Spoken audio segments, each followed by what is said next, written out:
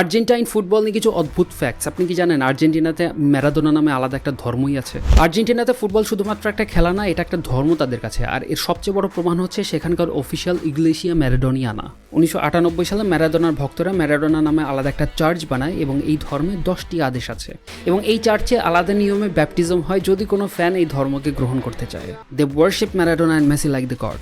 এবং আর্জেন্টিনাতে কোনো বাবা মা তার সন্তানের নাম কখনো মেসি রাখতে পারবে না। মেসি তো লিওনেল মেসির লাস্ট নেম, তো মেসিকে কখনো ফার্স্ট নেম হিসেবে ইউজ করা যাবে না, like Messi Moreno, Messi Fernandez.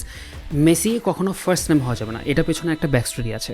2014 সালে বিশ্বকাপের পর রোজারিও শহরে হাজার হাজার বাবা মা তার সন্তানের নাম মেসি রাখে এবং এতে করে কি হয় যে সরকারি যে ডকুমেন্টগুলো থাকে, সরকারি ডকুমেন্ট যেমন বার্থ সার্টিফিকেট একটা সরকারি ডকুমেন্ট, প্রচুর পরিমাণে কেওস দেখা যায় সেই ডকুমেন্টেশনে, কারণ খালি চারিদিকে খালি মেসি মেসি মেসি মেসি। এবং তখন থেকে হচ্ছে আর্জেন্টিনাতে এটা সরকারিভাবে ব্যান করা হয় যে কোনো বাবা মা তার সন্তানের নাম মেসি রাখতে পারবে না। এবং আর্জেন্টিনার সরকারি ইতিহাসটা অনেক বেশি অদ্ভুত। 2 সপ্তাহের ভিতরে 5 জন প্রেসিডেন্ট চেঞ্জ করার ওয়ার্ল্ড রেকর্ড আছে আর্জেন্টিনার কাছে এবং এটা ঘটেছিল 2001 সালে জনগণের ক্ষোভ এবং রাজনৈতিক প্রেশারের কারণে। আমাকে কমেন্টে জানান যে লিওনেল মেসির পুরো নাম কি, ফুল নেম।